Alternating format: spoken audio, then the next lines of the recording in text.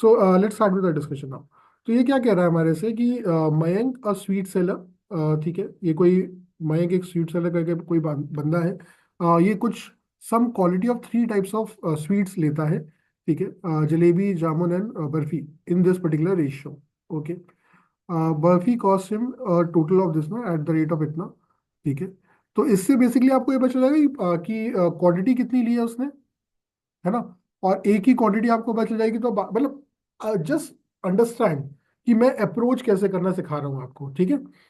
मैंने क्या बोला, मैंने बोला कि जैसे ही मैंने क्वेश्चन देखा, मैंने बोला कि ठीक है भैया, मयंक एक पर्टिकुलर बंदा है जिसने तीन टाइप की कोई भी चीजें ली है, ठीक है, वन टू एंड थ्री, उसका रेशियो मुझे गिवन है दिस दिस एंड दिस, ठीक है। फिर उसने बोला कि उसमें से ना एक पर्टिकुलर जो चीज है, वो अगर वो इतने रुपए पर यूनिट की लेता है तो उसको इतने रुपए का खर्चा होता है। तो इससे आपको क्या ये पता नहीं चल जाएगा कि अगर कॉमन सेंस की बात है, total cost upon per unit cost अगर आप करोगे तो आपको क्या मिलने वाला है बेटा, क्वांटिटी मिलने वाली है ना, नंबर ऑफ आइटम्स परचेज, ठीक है। तो आप और जस्ट ऊपर क्या बोला था, मतलब how to link the questions, ठीक है। ऊपर उसने क्या बोला था कि तीन चीजें ली उसने और उन तीन चीजों की क्वांटिटी का रेशियो ही आपको दे दिया था, ठीक है। अब उसमें से इस पर्टिकुलर फॉर्मूले को यूज करके किसी एक की क्वांटिटी आ जाएगी। तो जो सेशन नंबर वन में हमने डिस्कशन किया है आप सभी के साथ कि रेशियो अगर हमें गिवन है और उनमें से टोटल गिवन है, डिफरेंस गिवन है, उन इंडिविजुअल वैल्यूज में से कोई भी वैल्यू गिवन है, तो उससे बाकी सारी वैल्यूज निकाल लेते हैं अपन लोग, है ना। तो इधर से ये हो जाएगा आपका। फिर सेकंड पार्ट जो है वो पूरी साइकिल ऑफ जो कॉस्ट प्राइस से लेकर मार्क प्राइस और सेलिंग प्राइस और डिस्काउंट, ये सारा जो डिस्कशन किया था आपके साथ, उसके बारे में कोई बात है। By selling barfi at a discount of इतना, उसको इतने का प्रॉफिट हो जाता है, ठीक है। तो इसका मतलब याद आ रहा है, डिस्कशन किया था ये आपके साथ कि markup minus the discount minus का M D upon 100 is equals to profit होता है, ठीक है। तो इस फॉर्मूले का यूज करके दो चीजें हमें गिवन होंगी, तीसरी चीज आप निकाल लोगे, right. You will be able to solve, right, yes और नो, ठीक है। तो ये भी डिस्कशन किया था अपन ने, ठीक है। और उसने बोल दिया कि भैया अगर इतने रुपए जामुन पे जो जिसका मार्क प्राइस आपको गिवन है, अगर वो इतने रुपए पर केजी का प्रॉफिट कम लेता है, मतलब बेसिकली ये कुछ करना होगा हमें, ठीक है। तो स्केलेटन ऑफ द क्वेश्चन आपका फ्रेम ऑफ माइंड में बैठ जाना चाहिए कि हमें करना क्या क्या होगा, स्टेप बाय स्टेप, है ना। Are we able to understand the fundamental as of now. Fundamental में तो किसी को दिक्कत नहीं है कोई। अब हम लोग क्वेश्चन को अप्रोच करते हैं पेन एंड पेपर के साथ, ठीक है। तो उसने हमें बता दिया कि भाई जलेबी जो होती है, जामुन है और बर्फी है, ठीक है। उसकी क्वांटिटी का रेशियो 6, 10 और 9 है, ठीक है। बर्फी जो है वो 18,900 की टोटल पड़ती है, 420 रुपीज पर केजी के हिसाब से। तो क्वांटिटी निकालनी है अपन को, जीरो से जीरो काटा, ठीक है। ये क्या होता है, 7 और 6 की टेबल में जाता है ना। तो पहले 7 से कर लेते हैं, 7 6 ज़ा 42, तो 7 2 ज़ा 14, 14 के बाद बचा 49, 7 7 ज़ा तो 290 आ गया, आ गया नहीं, 290 क्यों, 270 आ गया। 7 7 ज़ा 49 होता है ना, ठीक है, आजकल चेंज हो गया है, ठीक है। 6 4 ज़ा 24, ठीक है, 24 के बाद 30, 6 5 ज़ा 45। तो इसका मतलब हमें क्या मिल गया, बर्फी की क्वांटिटी मिल गई 45 है, बर्फी की क्वांटिटी मिल गई 45 है। सो 9 में से क्या करेगी, 45 हो जाए, 5 मल्टीप्लाई कर दो, तो वही 5 आप 10 में मल्टीप्लाई करो, वही 5 आप यहाँ मल्टीप्लाई करो, तो यू गेट द क्वांटिटीज, ठीक है, कि भैया कितने कितने केजीज आपने ये लिए थी। क्या इस बात में किसी को कोई डाउट, यही बोला था मैंने, first part of the question तो यही है कि तीनों की क्वांटिटी आपको मिल जानी चाहिए, ठीक है। अब उसने क्या बोला कि बर्फी को अगर वो 5% डिस्काउंट में बेचता है तो उसको 13 होल 2 अपॉन 21 का प्रॉफिट हो जाता है, ठीक है। कुमकुम, यू आर आस्किंग बेटा something.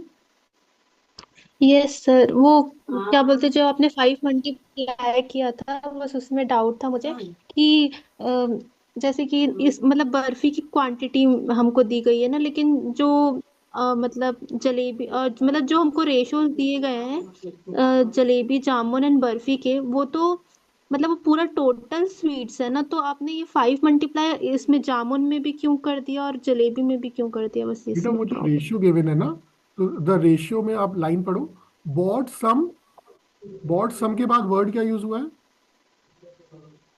What some, what some quantity of 3 types of. Quantity. Quantity का मतलब नंबर, कितने किलो, है ना? Bought some of three types. What are three type? Jalebi, jamun and barfi. और उसका रेशियो गिवन है ये, है ना? जब किसी भी हम्म। चीज का रेशियो गिवन होता है तो इसका मतलब जो भी इधर मल्टीप्लाइंग फैक्टर आएगा वो सभी जगह मल्टीप्लाइंग फैक्टर होगा। ठीक है, अब देखो मुझे तो पता है कि जलेबी, जामुन और बर्फी किलो के भाव बिकती है। इसका ये मतलब नहीं है कि एक्चुअली में इतने उसमें रहा होगा। हो सकता है ये क्वांटिटी है, नंबर, है ना? Number of, hmm. Number of, number of कुछ भी होता, मतलब क्वांटिटी है बेसिकली। ये बात आपको समझ में आनी चाहिए। ठीक है, तो जैसे ही हमें पता चला है कि 45 है, तो हमने बोला कि 9 में ऐसा क्या करें कि 45 हो जाए, 5 मल्टीप्लाई। तो वही 5 आपको जामुन में भी और जलेबी में मल्टीप्लाई करना है। ये बात तो पक्का है। अब समझ में आया? हाँ सर, मुझे बस इस चीज में यही डाउट हो गया था कि मतलब टोटल जलेबी तो मतलब सबकी अलग अलग ही क्वांटिटी दी गई ना, तो आपने मतलब सिर्फ रेशियो बर्फी। गिवन है ना, क्योंकि उसने हाँ। रेशियो दे दिया, तो इसका मतलब आपस में कैसे रिलेटेड है उसने ये बता दिया आपको। तो अगर इन तीनों में से एक चीज की आपने फाइनल क्वांटिटी निकाल ली, तो आपकी अपने आप बाकी तीनों की भी, बाकी दोनों की भी अपने आप निकल आएगी। यही काम तो रेशियो का होता है। अब समझ में ओके आ गया? सर। ओके। ठीक है, चले। Formula for successive percentage. ठीक है, उसके बाद हम आगे बढ़ेंगे, क्योंकि इस क्वेश्चन में मेरे को पता है कि अगर मैंने फॉर्मूला नंबर 1 यूज किया तो थोड़ा सा लेंदी कैलकुलेशन हो जाएगा। हम वो नहीं चाहते। ठीक है, तो एक हमने बोला कि एक फॉर्मूला मैंने आपको ऑलरेडी बताया था, A plus B plus A B upon 100 होता है। A plus B plus A B upon 100 is equals to overall percentage change होता है ना? और जहाँ पे ए बी और ओवरऑल परसेंटेज, ये तीनों ही वैल्यूज क्या होती है? परसेंटेज वैल्यूज है, जो कि साइन के साथ आती है। परसेंटेज वैल्यूज मतलब प्रॉफिट हुआ तो प्लस, लॉस हुआ तो माइनस, है ना? मार्कअप हुआ तो प्लस, डिस्काउंट हुआ तो माइनस। इसी वजह से हमने मार्कअप, क्योंकि हमें पता है पॉजिटिव होता है, डिस्काउंट हमें पता है कि नेगेटिव होता है, और क्योंकि ये पॉजिटिव और नेगेटिव जब आपस में मल्टीप्लाई होंगे तो ये माइनस का एम डी अपॉन 100 बनाएंगे, and that would be equal to profit. अब प्रॉफिट पॉजिटिव भी हो सकता है, नेगेटिव भी हो सकता है, डिपेंडिंग अपॉन उसमें प्रॉफिट हो रहा है, लॉस हो रहा है। ठीक है, तो this is the first formula. ठीक है, तो जो सेकंड बात बता रहा हूं मैं, दैट इज सक्सेसिव परसेंटेज का दूसरा फॉर्मूला। दूसरा फॉर्मूला क्या होता है? 1 प्लस कैपिटल ए अपॉन 100। अगर हम लोग, वन मतलब इनिशियली जो भी चीज होती है, और प्लस का मतलब या माइनस का मतलब होगा कि अगर इंक्रीज हो रहा तो प्लस और डिक्रीज हो रहा तो माइनस। 1/100, वही जो परसेंटेज वैल्यू है उसको हम फ्रैक्शन में चेंज करने के लिए अपॉन 100 करते हैं, ये आपको पता है, क्योंकि हमने बताया था आपको कि फ्रैक्शन इंटू 100 क्या होता है? परसेंटेज होता है। सो कॉमन सेंस की बात है कि अगर आप परसेंटेज अपॉन 100 कर देते हो, तो आपको जो मिलता है that is called the fraction value, है ना? So fraction is what? Percentage upon 100। I hope this much is clear to everyone. ठीक है, तो इसीलिए जो ए परसेंटेज था उसको कन्वर्ट करने के लिए फ्रैक्शन में हमने अपॉन 100 किया। ठीक है, परसेंटेज अपॉन 100 इज फ्रैक्शन। तो ये सेकंड फॉर्मूला है। इनिशियल में प्लस या माइनस जो भी परसेंटेज चेंज हुआ पहले वाले आइटम का, या पहली बार उसी आइटम पे, ठीक है, प्लस और माइनस तो दूसरी बार चेंज आया, एंड सो ऑन, कितनी ही बार क्यों ना आया हो, and that would be equal to 1 plus और माइनस ओवरऑल, तो अगर हम ओ बोल रहे हैं, अपॉन 100। ठीक है, so that would become the formula. ठीक है, तो इसको हम लोग कई बार क्या बोलते हैं? 1 प्लस स्मॉल ए। स्मॉल ए का मतलब हो जाता है प्लस और माइनस, परसेंटेज अपॉन, मतलब कैपिटल ए अपॉन 100 को मैं स्मॉल ए बोल देता हूँ कई बार। ठीक है, that is it in itself represents the fractional value. ठीक है, जो फ्रैक्शनल वैल्यू मैंने आपको याद कराई भी हुई है। 1 प्लस और minus c and so on, and that would be equal to 1 plus और माइनस ओवरऑल स्मॉल ओ। ठीक है। अच्छा, यहाँ पे फॉर्मूला खत्म नहीं हुआ। ठीक है, इसके आगे बड़ा इंपॉर्टेंट वाला पार्ट है, और वो इंपॉर्टेंट पार्ट क्या है? It is not just equal to this much, it is also equal to final upon initial. It is also equals to final upon initial. ठीक है, और इस पर्टिकुलर चीज के बेसिस पे इवन कंपाउंड इंटरेस्ट का फॉर्मूला भी डिराइव्ड है। ठीक है, जो कि क्या होता है कि अगर मैं बोलूं ए बी सी ये सब आपस में इक्वल है, ठीक है, एंड सबके सब किसी आर के इक्वल है, तो फॉर्मूला क्या बन जाएगा? 1 plus r into 1 plus r, मतलब 1 plus r square, into 1 plus r मतलब 1 plus are cube.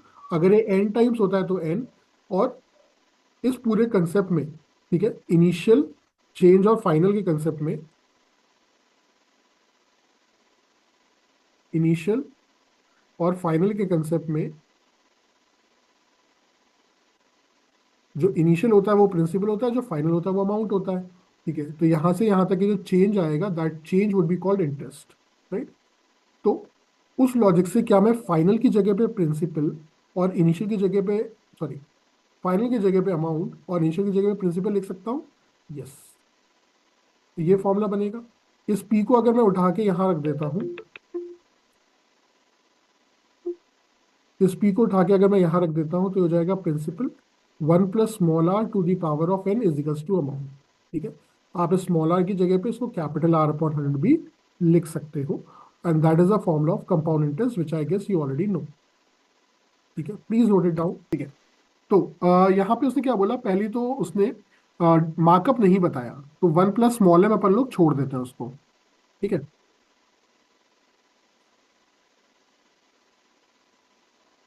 1 minus discount जो है वो उसने 5% बताया। 5% मुझे पता है 1/20 होता है। राइट? है ना? तो 1 प्लस m, मतलब जो फॉर्मूला था सक्सेसिव परसेंटेज का, वो क्या हो जाएगा? 1 plus small m into 1 minus small d would be equal to 1 plus small p। ठीक है, तो प्रॉफिट कितने का हुआ? 13 × 21 + 2। ठीक है, तो 13 × 21, 2 डेट मल्टीप्लिकेशन सिखाया मैंने आपको। 3 × 1 = 3, प्रोडक्ट ऑफ मीन 273। 6 + 1 = 7, और 2 × 1 = 2, तो 2, और +2, तो कितना हो जाएगा? 275। 275। तो हो जाएगा 275/21 परसेंटेज। परसेंटेज का मतलब 1/100 अपने आप में होता है ना? तो ये हो जाएगा 25 4 ज़ा, ये हो जाएगा 25, कितने, 11 ज़ा, राइट? तो हो जाएगा फ्रैक्शन फॉर्म, हो जाएगा 1 + 11/21 जो भी होता हो, तो लिख ही लो। 21 × 4 84 ही होगा, है ना? 84। अब 1 + स्मॉल m इंटू 20 - 1 कितना हो जाएगा? 19/20, और 84 + 11 कितना हो जाएगा? 95 यस सर। बाई 84, है ना? अब 19 1 ज़ा, 19 5 ज़ा, है ना?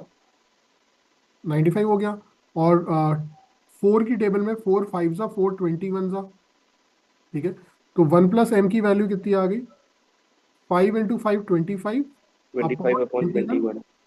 +1 है, यहाँ से हटाएंगे, यहाँ पे माइनस का 1 हो जाएगा, तो स्मॉल m की वैल्यू कितनी आ जाएगी?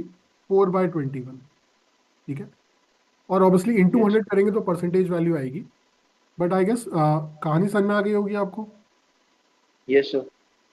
ठीक है, on jamun which was marked rupees 500 rupees per kg, he earned rupees 5 less profit per kg as compared to that of barfi. ठीक है, तो पहली बात तो बर्फी की कॉस्ट उसकी उसकी पता है हमें, 18,900 रुपए की है। सॉरी नहीं, 420 रुपये पर केजी की कॉस्ट है बर्फी की। ठीक है, तो 420 रुपये पे क्या क्या हुआ? सबसे पहले मार्कअप हुआ 4/21 का, इंटू 420, ये हो गया 80 रुपए का मार्कअप एक तरीके से, तो 500 रुपए का हो गया। तो ये था हमारी कॉस्ट प्राइस। कॉस्ट प्राइस पे मार्कअप हुआ 500 रुपए का, उस पर डिस्काउंट गया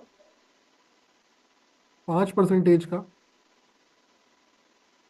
दैट इज 25 रुपए। तो उसका सेलिंग प्राइस आ गया 475। I hope this much is clear to everyone. Yes, sir. ठीक है, तो अगर यहाँ पे हम छोटी सी टेबल बनाना चाहें जहाँ पे क्या क्या बातें होंगी, there will be 3 items. First thing will be barfi है हमारे पास, सॉरी जलेबी है हमारे पास, जामुन है हमारे पास, और बर्फी है हमारे पास, राइट। और इन सब की कॉस्ट प्राइस होगी, ठीक है, इनका मार्कअप होगा, मार्क प्राइस होगी, मार्क प्राइस में डिस्काउंट होगा, और फिर सेलिंग प्राइस होगी। This is the whole scenario, right. ठीक है, तो जलेबी की क्वांटिटी हम उसके नीचे लिख लेते हैं। ठीक है, तो जलेबी हमारे पास 30 किलो है एक तरीके से,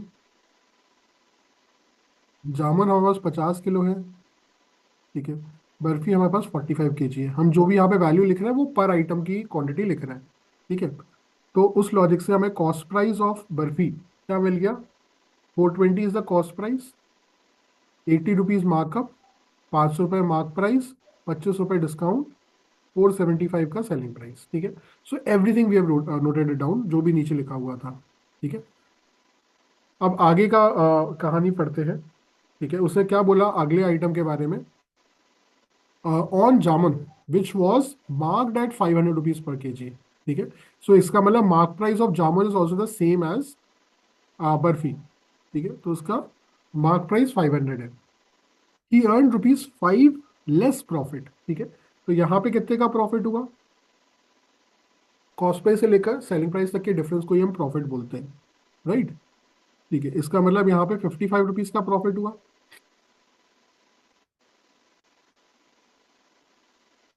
है ना।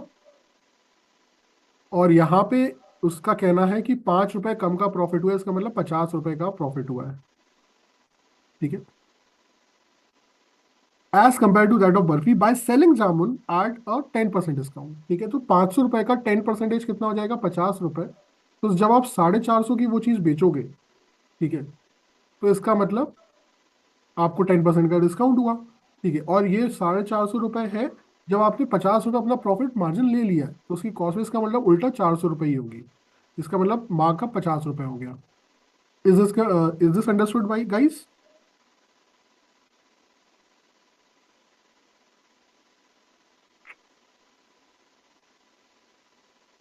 Is this understood? सर एक बार फिर से एक्सप्लेन कर देंगे क्या ये? ठीक है, एक मिनट की है। हाँ, तो मैंने ये बोला बेटा पहले ये बात, अब सेकंड वाली जामुन की बात कर रहे हो आप सिर्फ? हाँ, तो यस। जामुन जामुन में उसका कहना है कि उसका जो मार्कअप था, मार्क प्राइस था, दैट वाज 500 रुपीज, 500 रुपये का उसका मार्क प्राइस था। उस 500 रुपये के मार्क प्राइस पे उसने क्या करा, 10% का डिस्काउंट दिया है, ठीक है। तो 10% का discount on 500 rupees will be how much, 50 rupees, है ना। तो 50 रुपीज का डिस्काउंट देने के बाद वो उसका सेलिंग प्राइस कितना हो गया, इसका मतलब 450 रुपीज। और उसने ये भी बोला कि उसने बर्फी के रिस्पेक्ट में 5 रुपए पर kg लेस प्रॉफिट कमाया है ना। तो हमारा प्रॉफिट पर kg कितना आया था ऑन बर्फी, 420 रुपीज का कॉस्ट प्राइस था बर्फी का, और 475 का सेलिंग प्राइस था। तो दैट वुड बी 55 रुपीज का हमारा क्या हो गया, 55 रुपीज का हमारा प्रॉफिट हो गया था बर्फी का। उससे 5 रुपए कम कितना हो गया, 50 रुपए। तो अगर मैं बोलता हूँ कि आपने 50, मैंने मैंने एक चीज मैंने आपको बेची 450 रुपीज की, और मैंने बोला कि इस चीज में मैंने 50 रुपए प्रॉफिट कमाया है, ठीक है। So what does it this Intel, कि मैंने वो चीज 400 रुपए की खरीदी होगी ना, बस यही बताया मैंने आपको। अब समझ में आ गया बेटा? Yes sir. ठीक है, अब आगे बढ़ते हैं। Mayank spend a total of इतना ऑन बाइंग दीज स्वीट्स, ठीक है। तो अब आपके पास ये तरीका है to find the cost price of jalebi also. How? क्योंकि उसने 400 रुपये पर kg के हिसाब से 50 किलो जामुन खरीदा, 5 फोर हो गया 20 और 3 जीरो साथ में अटैच कर दो। ठीक है, 20,000 रुपए का खर्चा हुआ। ठीक है, next would be barfi 45 kg into 420। फिर से 2 का मल्टीप्लीकेशन करना है, क्योंकि एक जीरो तो एक्स्ट्रा है, वो तो लग ही जाएगा आखिरी में। ठीक है, फिर आपको 42 इंटू 45 करना है। तो 5 टू ज़ा 10, 1 कैरी, प्रोडक्ट ऑफ मीन मतलब 4 टू ज़ा 8, 8, 5 फोर ज़ा 20, तो 20 प्लस 8 28 प्लस 1 कैरी 29, 2 कैरी।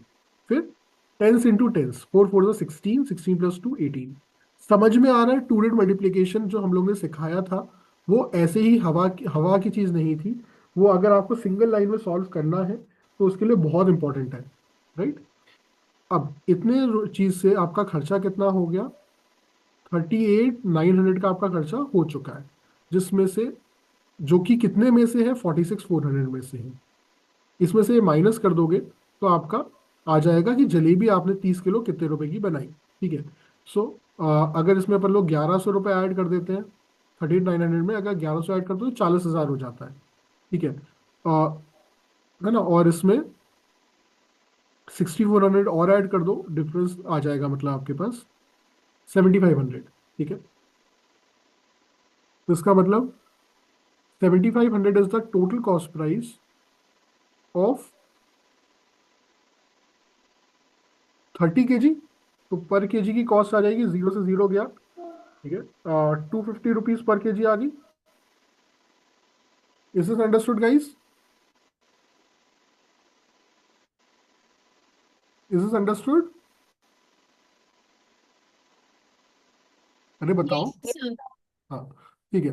फिर उसने बोला कि उसको इतने रुपए का प्रॉफिट हुआ है, वो भी निकाल लेंगे अपन लोग। On selling all these all bought sweets, jalebis वो mark 40% off the cost price. ठीक है, तो 40% अबव द कॉस्ट प्राइस। तो 250 रुपए का 40% कैसे निकालेंगे? 250 का 40%। ठीक है, या 2/5 कर दो इसको, 50, 100 रुपीज। तो 100 रुपीज का मार्कअप हो गया, तो मार्क प्राइस हो गया 350 रुपीज। ठीक है, अब डिस्काउंट कितने का मिला वो उससे पता चलेगा कि ओवरऑल प्रॉफिट कितने का आया है ना।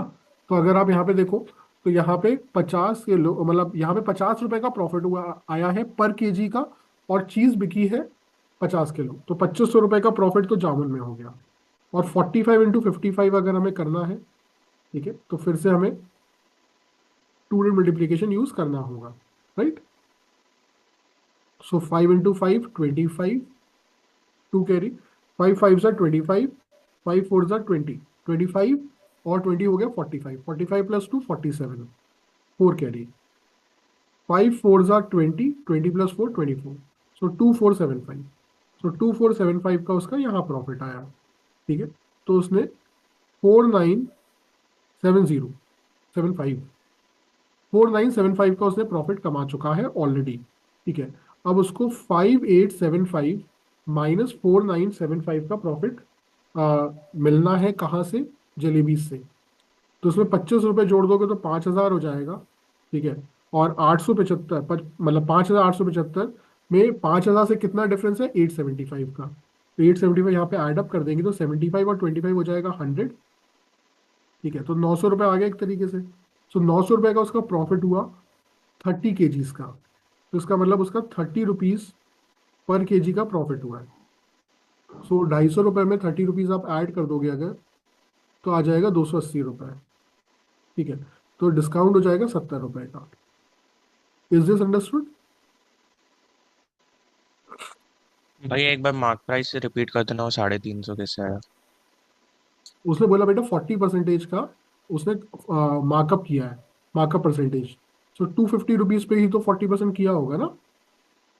तो 40% मतलब 40/100 ऑफ 250, 25 फोर 100, तो उसका मतलब 100 रुपये का उसने मार्कअप किया है। अंडरस्टूड?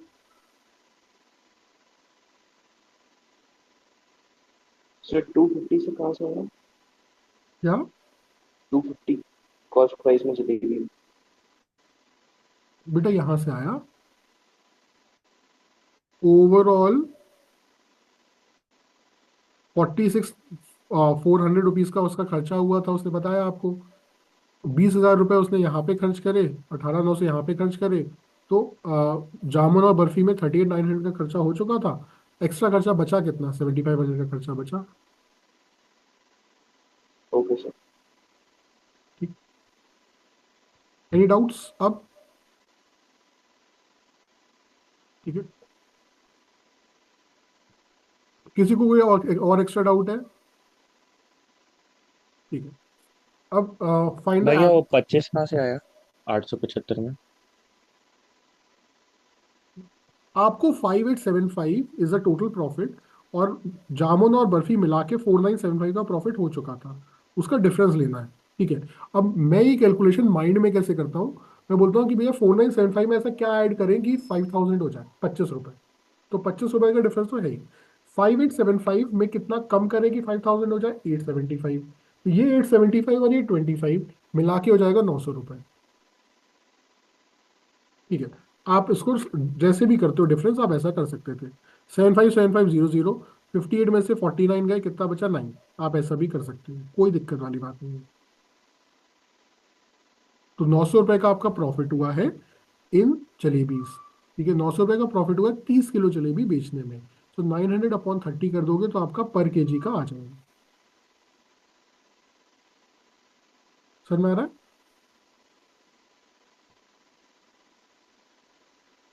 हाँ सुमित्रा बोलो बेटा।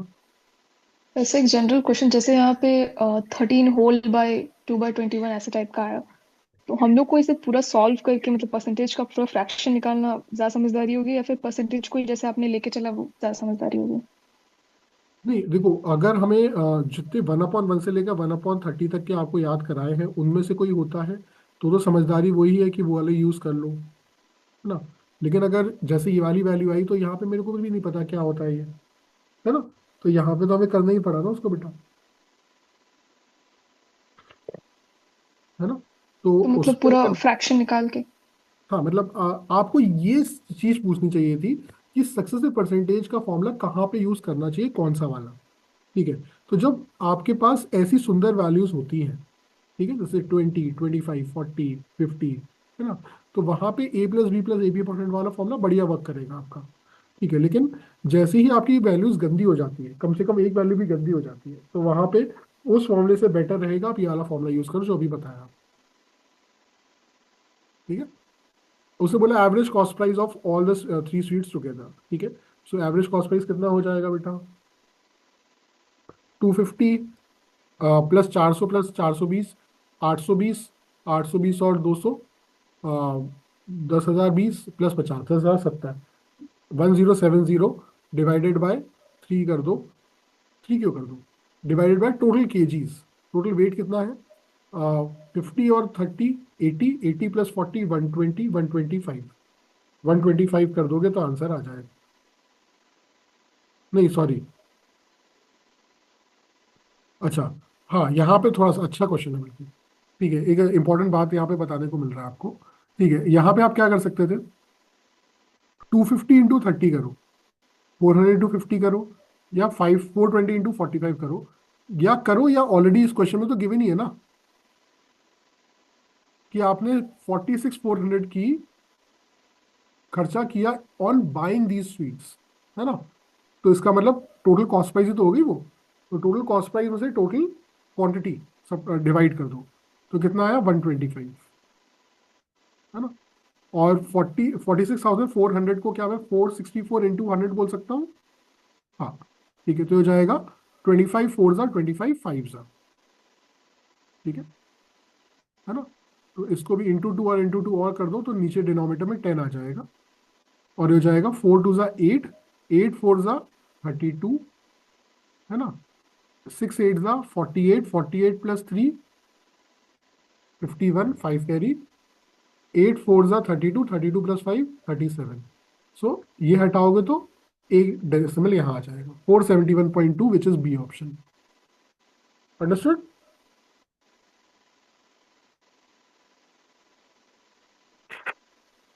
अगर ये वैल्यूज गिवन नहीं होती तो हम कैसे करते? तो पूरा पूरा मल्टीप्लाई करने की बजाय हमने सीखा है कि अगर आपको 250 में कुछ मल्टीप्लाई करना ही है तो जो रेशियो है उसका वो मल्टीप्लाई करो, है ना। तो जैसे जलेबियों में पता है इंटू 6 करो, क्योंकि 6:10:9 गिवन है ना। तो क्वांटिटी को रेशियो में कन्वर्ट कर सकते हो आप, ठीक है। प्लस 400 इंटू 10 करो, प्लस 420 इंटू 9 करो, अपॉन 6 + 9 15, 15 + 10 25, डिवाइड बाई 25 कर दो, ठीक है। अब 25 5 जा 250 जाता है, ठीक है। 25 16 जा, क्योंकि 25 4 जा 100 होएगा, और मतलब 4 इंटू 4 16 हो जाएगा, ठीक है। और ये नहीं जाएगा शायद, ठीक है, ये फिर भी कर लेते चलो। 25 1 जा 25, 170 हो जाएगा। हाँ, दिक्कत है, नहीं कर पाओगे। 5 से ही करते, वो ज़्यादा बेटर था उससे ज़्यादा। 5 जा करो तो 5 50 जा, 5 2 जा, एंड 5 84 जा, ठीक है। तो वही 50 इंटू 6 300, 40 इंटू 400 इंटू 800, और 4 9 जा 36, ठीक है। 8 9 जा 72, 72 + 3 75, ऐड करो, ठीक है। 10 और 8 18, अपॉन 5 कर दोगे तो वापस आपका वही 371.2 ही आंसर आएगा। अंडरस्टूड बेटा? अंडरस्टूड?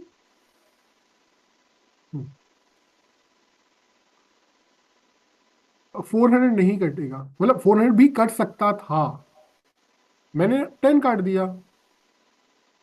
मल्टीप्लिकेशन में तो कोई एक ही चीज कटेगी ना, ऐसा थोड़ी ना कि अगर 400 भी डिविजिबल है और 10 भी डिविजिबल है, जब मैं 5 से काटूंगा तो मैं दोनों काट दूंगा। अगर 400 इंटू 10/5 लिखा है बेटा, तो आप ऐसा नहीं करोगे कि 5 2 जा यहाँ काटोगे, 8 जा यहाँ पे भी काट दोगे। ये तो आपने 25 से काट दिया उसको, किसी भी एक जगह काट सकते हो आप। आपको यहाँ नहीं काटना था, आप यहाँ काट देते तो 800 आ जाता। सिंपल डिवीजन मेथड, ठीक है। ठीक है, नेक्स्ट क्वेश्चन है, अगर भैया Mayank gives an extra discount of 20% on barfi, ठीक है। तो बर्फी पे कितना डिस्काउंट दिया गया है? 25 रुपए का, ठीक है। ठीक है, तो पहली बात तो यहाँ पे कितने का 5% का डिस्काउंट था ना, तो 5% का पहले से डिस्काउंट मिल रहा था। अच्छा नहीं, चलो छोड़ो। उसने क्या बोला कि 20% का एक्स्ट्रा डिस्काउंट दिया गया है। 20% का डिस्काउंट किस पे देगा? जो ऑलरेडी सेलिंग प्राइस है 475, तो 475 पे अब आप क्या कर दोगे? 20% का डिस्काउंट, 20% हो जाएगा 1/5। ये 5 9 सा 45 और 95, ठीक है। सो 475 में से 95 गया, 475 में से 75 गया 400, फिर 20 चला गया तो 380, ठीक है। सो इसका मतलब उल्टा उसको 380 रुपए की चीज पड़ी, मतलब सेलिंग प्राइस पड़ा, जबकि उसने उसको बनाए ही 420 रुपए किलो में था, ठीक है ना। तो 420 रुपए से 380 रुपए तक की जो कहानी है, that would entail a loss of उल्टा 40 rupees, a loss of 40 rupees on and cost price of 420। तो उससे हमारा प्रॉफिट परसेंटेज आ जाएगा, लॉस आएगा मतलब, ठीक है। तो हो जाएगा 2/21, ठीक है। 2/21 इंटू 100, ठीक है। इसको सॉल्व कैसे करोगे आप? आपको 1/7 पता था, 14.28 होता है, ठीक है। आपको 2/7 पता है, कितना हो जाएगा? 20/7 करो तो 28.5714 हो 28.57 जाएगा, ठीक है।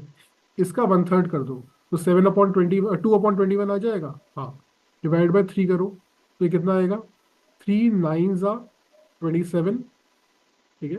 27 और फिर 0.5, so approximately 9.5% will be your answer, ठीक है।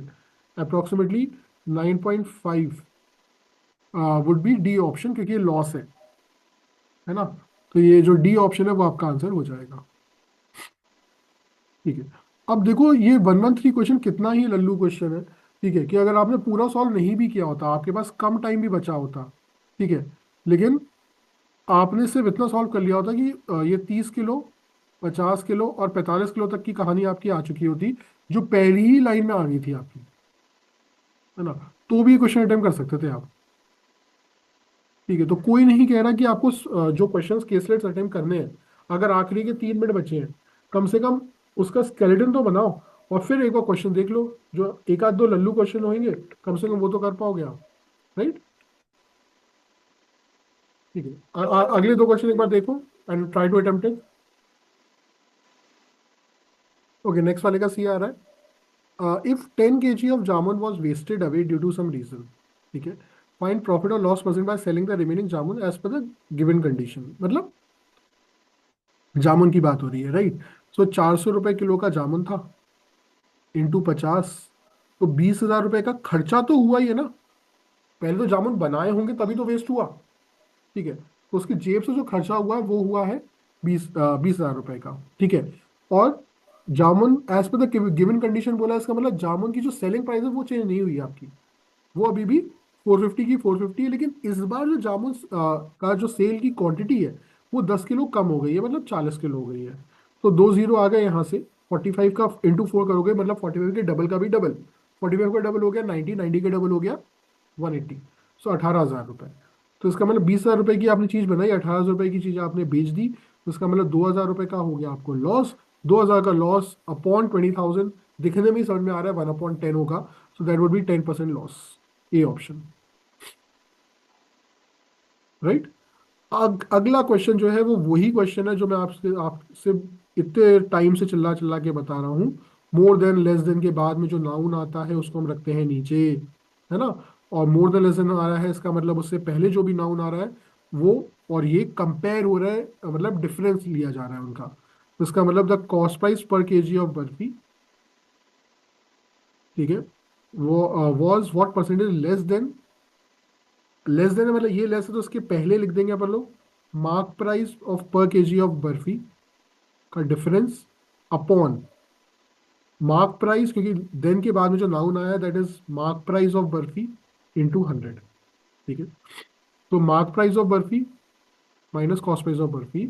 ठीक है, बर्फी की मार्क प्राइस इज 500, ठीक है, cost price is 420, so the difference would be 80 upon the mark price is 500 into 100। 2 से 2 जीरो गए, 5 1 जा 5 1 जा 16, so 16% would become my answer. Is this understood बेटा? Yes sir. Yes sir. चलिए अगला क्वेश्चन देखते हैं। Just try to read the question. तब तक मैं अभी अपने लिए रीडेबल बना देता हूँ, ये बहुत ही छोटा दिख रहा है। ठीक है, ठीक है, चलिए तो ये हमारा क्या डेटा बता रहा है। ये पढ़ के साथ ये समझ में आई गया आपको कि भैया ये इन 6 सालों के बारे में बात हो रही है, ठीक है, और 2 एग्जामिनेशंस के बारे में बात हो रही है, right. So 2 examination and 6 years के बारे में बात हो रही है। ठीक है, तो इसका टोटल आएगा यहाँ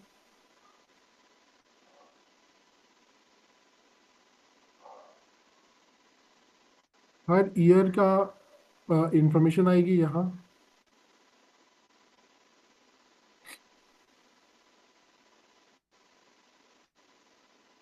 ठीक है, और टोटल यहाँ पे भी आ सकता है, राइट। ठीक है, तो उसे क्या बोला अपन से, the total number of students who appeared in both exams in 2016 was 8,000। ठीक है, late me use another colour here.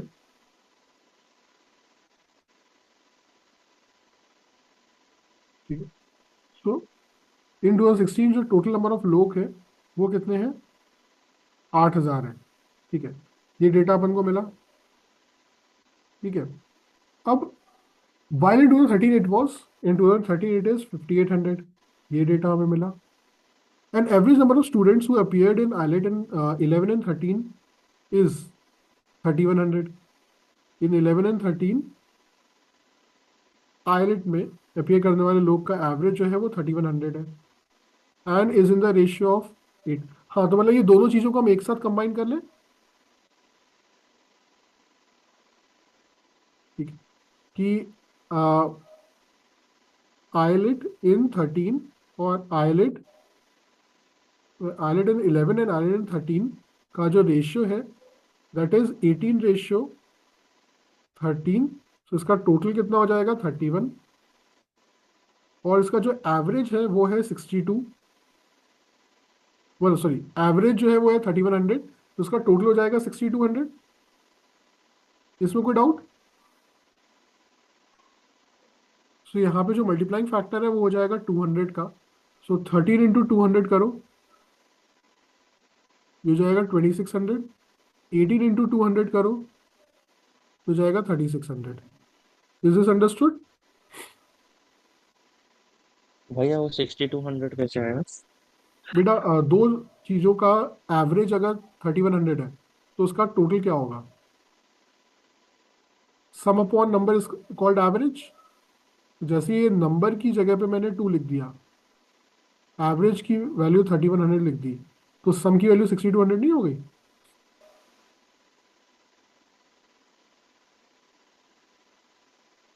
हाँ भैया आ गया. ठीक है, तो ये 2600 हो गया.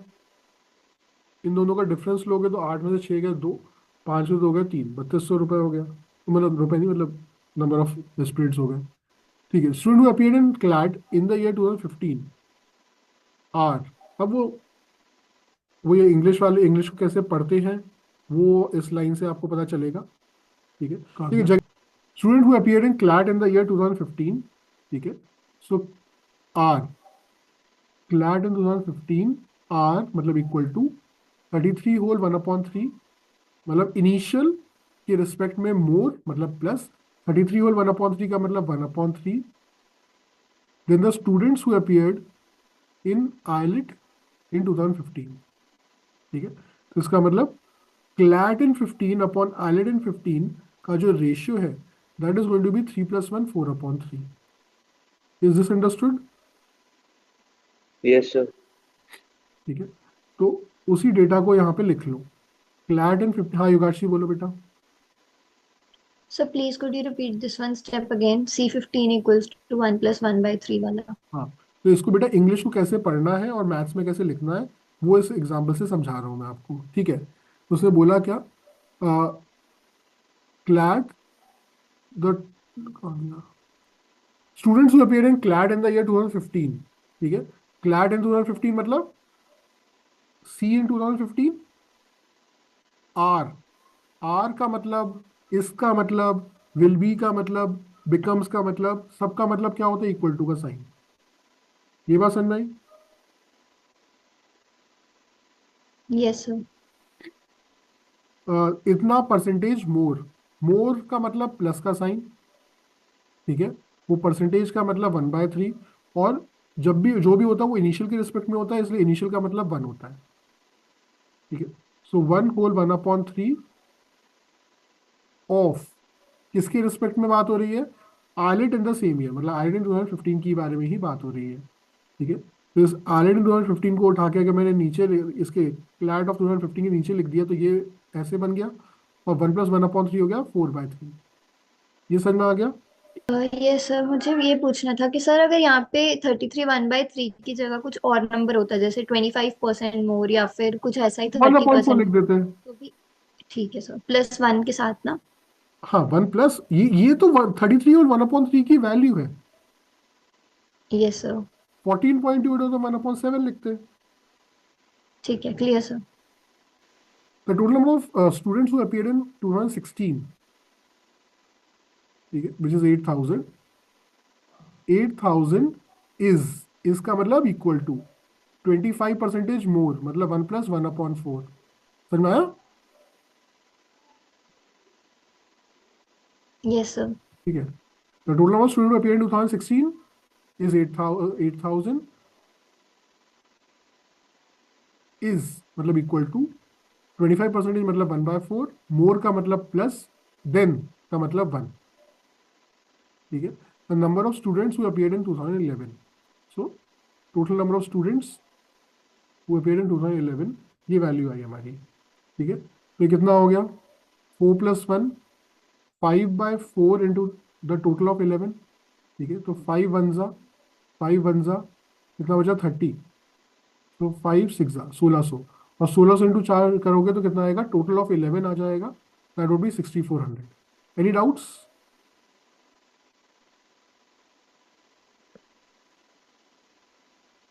ये वैल्यू 6400 हो गई। इस वैल्यू में से 3600 माइनस करो तो आपका आंसर आना चाहिए।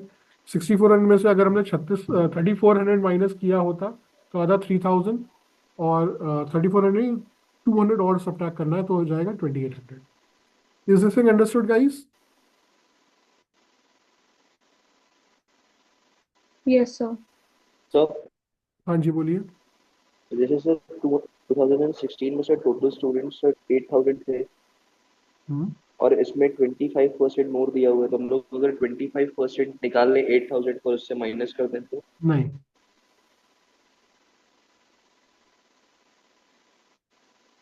ठीक है। जो इसका ऑल्टरनेटिव मेथड है जो मैंने आपको बताया था, ठीक है, आप वो अप्लाई कर लो, लेकिन इससे सिंपल वो भी नहीं होगा, ठीक है, क्योंकि इसका मतलब क्या है, difference, sorry, let me use black colour, so difference upon then के बाद में जो आया है टोटल ऑफ 11 इंटू 100 की वैल्यू 1/4 होती है, 25 होती है, इज इक्वल्स टू 1/4 होता है। इसका मतलब वो ये बोलना चाह रहा है कि टोटल ऑफ 11 अगर 4 है, ठीक है, सो डिफरेंस जो है वो 1 है, ठीक है, और टोटल ऑफ 2016 जो है वो मोर है ना, तो 4 से 1 मोर मतलब 5 है। तो ओके मल्टीप्लाइंग सर। फैक्टर का लॉजिक लगाओ कि ये 16 की वैल्यू हमें पता है 8000, तो यहाँ पे मल्टीप्लाइंग फैक्टर हो जाएगा कितना, 60। 1600, तो वही 1600 यहाँ मल्टीप्लाई कर दो तो आंसर आ जाएगा, ओके सर। ठीक है। हाँ, अगर हमें 2011 की वैल्यू गिवन होती तो आप 1/4 कर सकते थे। समझ में आ रहा है? Yes sir. ठीक है। यहाँ तक हो गया। Student appeared in CLAT in 2016, so CLAT in 2016 is मतलब equal to 1 + 62 whole 26/27% more than the students appeared in CLAT आईलेट, सॉरी आईलेट इन 2015, ठीक है। तो आईलेट इन 2015 हमें हमें नहीं पता, वो 3x के टर्म्स में ही पता है, ठीक है। तो क्या करना होगा, 62 इंटू 27 करना होगा, 7 2 ज़ा 14, 6 7 ज़ा 42, 42 प्लस 4 46, 46 प्लस 1 47, 4 कैरी, 6 2 ज़ा 12, 12 प्लस 4 16, है ना, 1674, 1674 में जब 26 एड अप कर दोगे, 7 2 9 1 10, 1700 आ गया, 1700 अपॉन 27, ठीक है। परसेंटेज का मतलब होता है अपॉन 100, तो 2 0 से 2 0 कट गए। समझ में आया? तो ये फ्रैक्शनल फॉर्म आ गया मेरे पास 17/27, ठीक है। तो इसका मतलब CLAT of 16 upon IELTS of 15 will be equal to 27 + 17, कितना हो जाएगा, 7 और 7 14, 1 कैरी, 2 और 1 3, 44, 44/27, 44। ठीक है। तो इसका मतलब आइलेट ऑफ 15 अगर 27 है, ठीक है, तो ये 44 है, ठीक है। अब आइलेट ऑफ 15 कितना है, 3x है ना, तो 3x में से क्या मल्टीप्लाई करें, 9 मल्टीप्लाई कर दें, यस सर। तो 9 अगर यहाँ किया तो यहाँ पे भी करना पड़ेगा क्योंकि ये तो आपस में रेशियो में थे, ठीक है, यस तो सर। इधर भी करना पड़ेगा। तो अगर ये 27x है तो ये 36x होगा, 36 है। और क्लैट इन 2016 उस लॉजिक के हिसाब से अब 44x हो जाएगा। अंडरस्टूड? Yes sir. यहाँ तक किसी को कोई डाउट है? चलिए टप कर रहा हूँ फिर।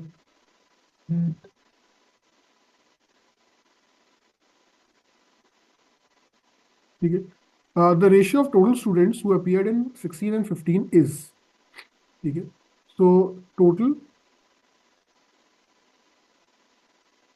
इन 16 एंड टोटल इन 14 का जो रेशियो है इज कितना, 16:11, ठीक है, 16:13।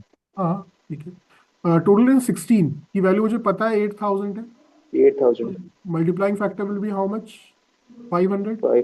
500, टोटल इन 14 कितना हो जाएगा, 6,500, 6,500। ठीक है, सो टोटल इन 14 हो जाएगा 6,500,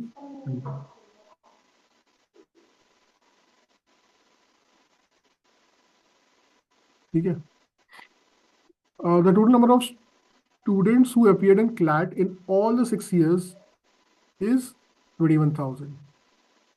इसका अभी डेटा को यूज करना है हमें, अभी हमें नहीं मिल पाया पूरा। Students appeared in IELTS in 2011, ठीक है, IELTS 21,100, क्या बेटा, 21,100 दिया हुआ है 6 years के लिए। अच्छा ठीक।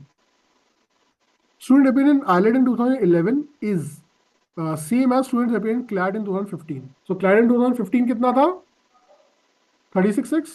So 36 IELTS in 2000, IELTS इन 2011, अच्छा ये 3600, इसका मतलब ये वैल्यू भी 36x ही है, तो उससे x की वैल्यू 100 आ गई, यस सर। तो ये 3600 आ गया, तो ये 4400 आ गया, तो ये 2700 आ गया, है ना, तो ये 3600 आ गया, 8,000 में से 4400 माइनस किया तो ये आ गया, 3600 और 2700 को ऐड अप किया तो we get 6,300 I guess,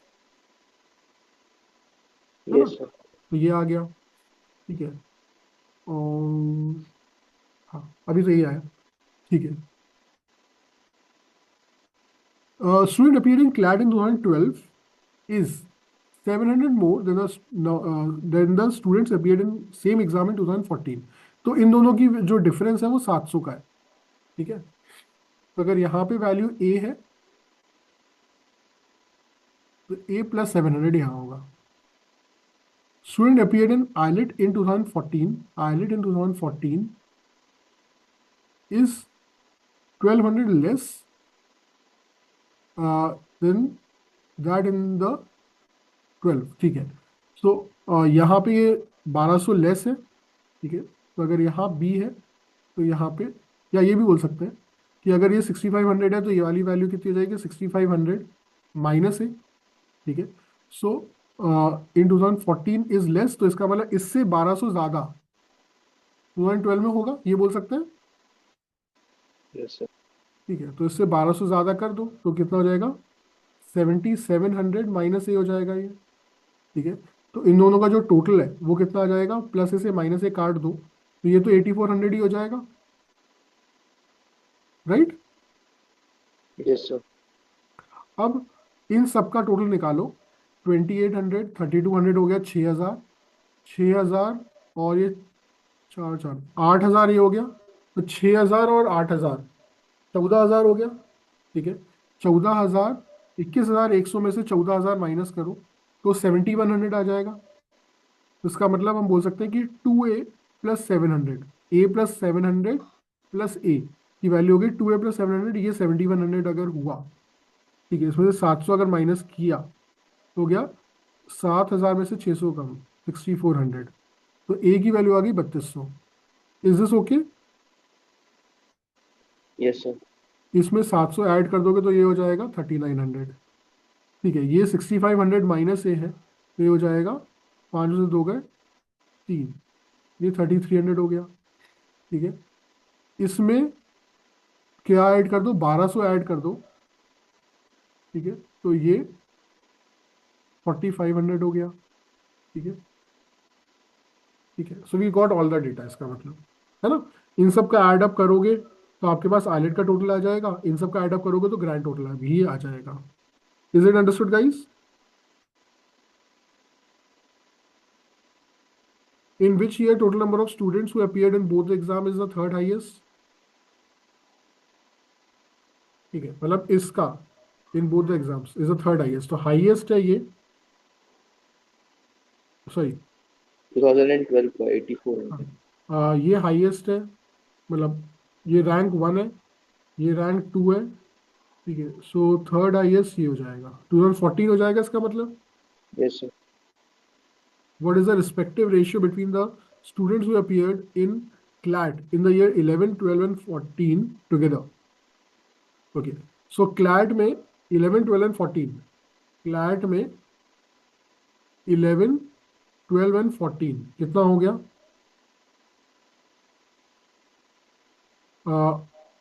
11, 12 and 14 का जो टोटल है वो कितना हो गया? 0, 0, 8 और 2 10 और 9 19, 3 और 3 6 और 3 9, 9900, ठीक है। Together to the students who appeared in IELTS in the year 13, 14 and 16, ठीक है। तो IELTS में 13, 14 and 16, 6 और 6 12 और 3 15, 1 कैरी, फिर 9500। So what is the ratio? 99:95, ठीक है। Find the difference between an average number of students who appeared in CLAT and an average of students who appeared in IELTS in the first 4 years, ठीक है। सो आपको क्या लेना है? Difference लेना है, ठीक है। सो डिफरेंस लेने का तरीका क्या होना चाहिए, ठीक है। डिफरेंस लेने का तरीका मेरे हिसाब से एवरेज में जब हमें लेना होता है ना, तो क्या करो आप, पहले देखो एक तरीका क्या है कि पहले आप इसका एवरेज लो, पहले 4 साल का, है ना। ये जो पहले के 4 साल है, इन चारों का क्लैट का एवरेज लो, इन चारों का आइलेट का एवरेज लो, और उसको आपस में डिवाइड कर डिफरेंस लो, ठीक है, और आंसर बताओ, ठीक है। मेरा ये मानना है कि आप इन दोनों में से किसी भी एक को ज़्यादा मान लो और फिर डिफरेंस निकालो। मतलब जैसे मैंने बोल दिया भाई आइलेट का शायद ज़्यादा होगा, ठीक है, आइलेट का मैंने मान लिया कि मोर होगा, तो आप क्या, मैंने क्या लिया? डिफरेंस लो, किस किस का? 3600 और 2800 का। कितने का डिफरेंस आया बेटा? 800 का। अगर आइलेट ज़्यादा है तो प्लस का 800 लिखो, मतलब जो आपने सोचा था अगर वही हुआ है तो प्लस का 800 लिखो, अगर मतलब प्लस लिखो, अगर उसका उल्टा हुआ है तो माइनस लिखो, ठीक है। 4500 और 3900 में कितने का डिफरेंस हो गया? 600 का। 2600 और 3200 में उल्टा माइनस का 400 का, माइनस का 600 का गैप आ गया, है ना, क्योंकि हमने एक्सपेक्ट किया था आइलेट ज़्यादा होगा, ये तो उल्टा हो गया, ठीक है। यहाँ पे वैसा ही हुआ है, 100 का गैप यहाँ आ गया प्लस का, ठीक है। सो ये तो कट गया, नेट गैप कितने का आया? 900 का गैप आया है, जो कि इक्वली बढ़ जाएगा इन 4 वैल्यूज, ठीक है। सो 225 आपका आंसर आ जाएगा। समझ में आया? Yes sir. ओके, ठीक है। Student appeared in CLAT in 2013 is how much less than students appeared in IELTS in 2012? So CLAT in 2013 is 3200, ठीक है, is how much less than the students appeared in IELTS in 12? IELTS in 12 is 4500। इसका difference कितना होगा? 5 से 2 गए, 3 बचे, 1300। 1300 is the difference, D option. एक question मैंने अभी नहीं लिया है, ठीक है, वो आप लोग अपने आप देख सकते हो, ठीक है, वो अभी इस वाली इमेज में नहीं था मेरे पास। Any doubts till now? No sir. चलिए, तो आज हम इतना ही करते हैं, ठीक है। नेक्स्ट क्लास में हम लोग मिलेंगे।